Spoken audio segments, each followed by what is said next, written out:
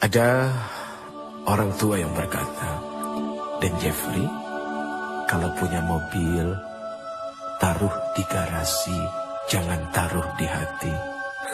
Ya iyalah, masa taruh di hati, nggak muat kali. Ternyata ungkapan itu adalah lebih kepada kecintaan terhadap benda tidak masuk ke dalam hati. Suami taruh di tempatnya, jangan taruh di hati. Istri taruh di tempatnya, jangan taruh di hati. Anak-anak, harta benda dan jabatan taruh di tempatnya, jangan taruh di hati. Kalaupun mereka harus ada di hati, biarkan ada di kulit luar hati. Karena di dalam hati hanya Allah. Allah, Allahu Akbar. Allah, tidak ada yang lain. Jangan biarkan Allah menjadi cemburu karena itu semua. Karena Allah Maha Pencemburu. Jangankan Allah, istrimu pun, suamimu pun akan cemburu manakala engkau memiliki sesuatu yang lain di dalam hatimu. Bagaimana dengan Allah? Maka Hasbi Rabbi Jallallah, ma fi qalbi illallah. Hasbi Rabbi Jallallah, ma fi qalbi illallah. Ala al-hadi sallallah, la ilaha illallah. Ala al-hadi sallallahu, la ilaha illallah.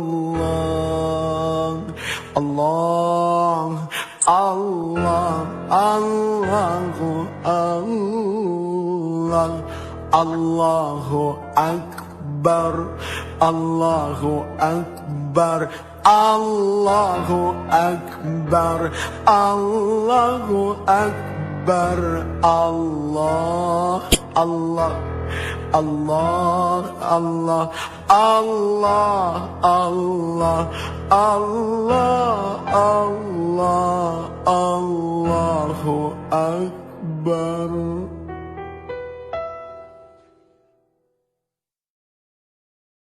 Istighfar adalah meminta ampun kepada Allah. Seorang Rasul saja, Muhammad bin Abdullah alaihi salatu wassalam,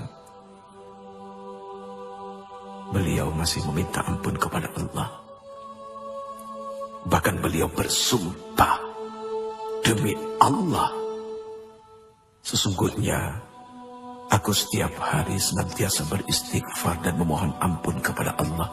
Padahal sudah jelas seorang Rasul sallallahu alaihi wasallam, al-Ba'sum, orang yang dijamin surganya oleh Allah, masih meminta ampun kepada Allah. Berarti jelas memohon ampun adalah wajib. Apakah kepada Rasul, kepada Nabi, kepada wali, apalagi kepada orang-orang seperti diri ini.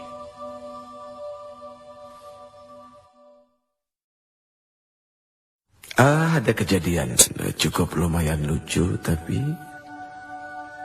mendatangkan hikmah yang sangat luar biasa besar. Sekali waktu Allah Subhanahu wa Ta'ala izinkan kami berangkat berumrah menuju Baitullah, kemudian berziarah datang kepada Rasul sallallahu alaihi wasallam. Begitu sampai di dalam masjid, tiba-tiba diri ini tanpa sengaja melihat seorang laki-laki, orang Indonesia yang bekerja menjadi, apa ya istilahnya, marbot kali ya. Persisnya adalah orang yang suka membersihkan masjid. Kemudian terjadi obrolan, Assalamualaikum, Waalaikumsalam. Uci, apa kabar? Hati ini senang juga sih dikenal orang, padahal nggak bagus ya punya hati seperti itu. Akhirnya terjadi obrolan sederhana. Sudah berapa lama kerja di sini? 3 bulan, Uci. Oh, pernah ke makam Rasul? Aduh, Uci, pernah. Sehari semalam saya di dalam, di dekat makam Rasul. Saya menyapu, saya membersihkan. Langsung tiba-tiba saja diri ini memeluk orang itu, ya Allah. Apa yang telah membuat dia begitu mudah bisa masuk dekat dengan Rasul sallallahu alaihi wasallam? Sementara kami yang berulang kali bolak-balik datang berhaji berumrah, tapi begitu sangat sulitnya untuk mendekati Rasul.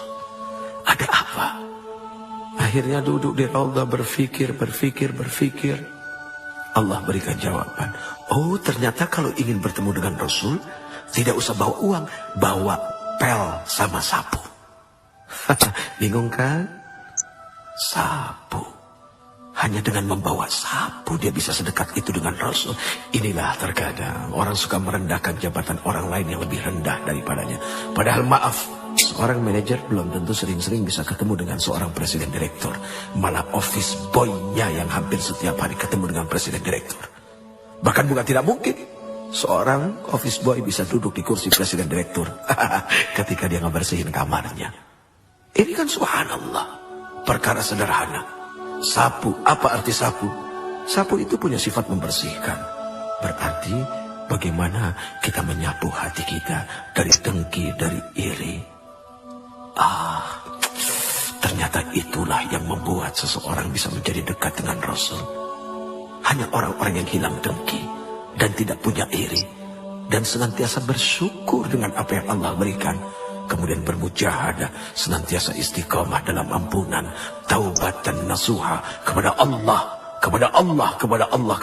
hanya kepada Allah. Itu yang akan membuat dekat dengan Rasul sallallahu alaihi wasallam. Ya Rasul, diri ini rindu kepada Engkau. Semoga kami menjadi orang-orang yang didekatkan dengan Engkau.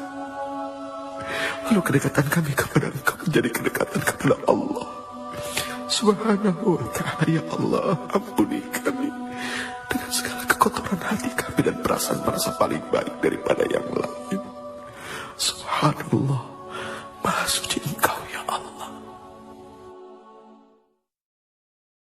Semoga kita dijadikan orang-orang yang pandai mensyukuri apa yang telah diberikannya. Contoh kecil, sekali waktu ada seorang pedagang yang didatangi seorang pembeli, kemudian dia membeli sesuatu yang nilainya kecil saja. Jangan lupa untuk mengatakan, enggak segini kan? Itu kalimat canda kepada Allah. Daripada harus dikeluarkan satu kalimat, masa segini? Itu tanda dari tidak bersyukur dengan apa yang telah diberikan. Manusia wajib bersyukur karena Allah Subhanahu wa ta'ala telah berikan modal yang besar kepadanya. Kalau ada orang yang mengatakan bahwa dirinya tidak memiliki modal, siapa bilang? Mata adalah modal yang dahsyat. Telinga adalah modal yang tak tertandingi. Mulut adalah modal yang sangat berguna. Bagaimana dengan akal, pikiran? Sudah pasti itu bisa menjadi modal kekuatan hidup dunia dan akhirat. Terima kasih, terima kasih.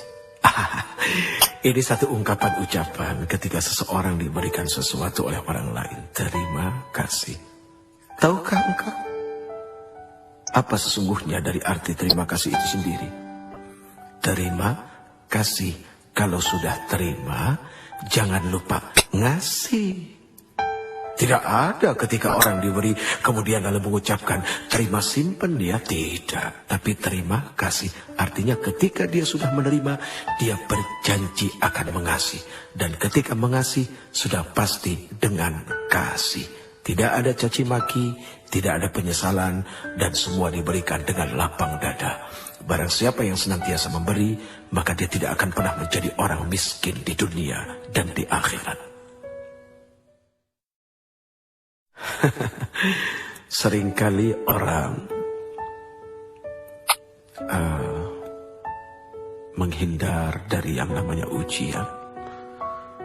Bahkan ketika berdoa pun seperti itu, ya Allah, jauhkan kami dari segala macam bentuk ujian. Padahal kalau dipikir-pikir, ternyata yang namanya ujian itu untuk naik kelas. Nggak usah jauh-jauh, lihat saja. Ngapain capek-capek kita menyekolahkan anak kita. Dari TK, kemudian SD, SMP, SMA, sampai ke university. Dari TK ke SD, apakah tidak ada ujian? Kan pasti pakai ujian. Kemudian dari SD sampai ke SMP, apakah tidak pakai ujian? Kan pakai ujian. Kemudian dari SMP ke SMA, SMA ke kuliah. Harusnya curiga kalau seandainya hidup tidak diuji. Lihat saja, misalnya ada seorang mahasiswa kuliah 6 semester, tapi nggak pernah ada ujian. Kan aneh. Makin berat ujian, berarti makin dahsyat juga gelar yang akan diberikan.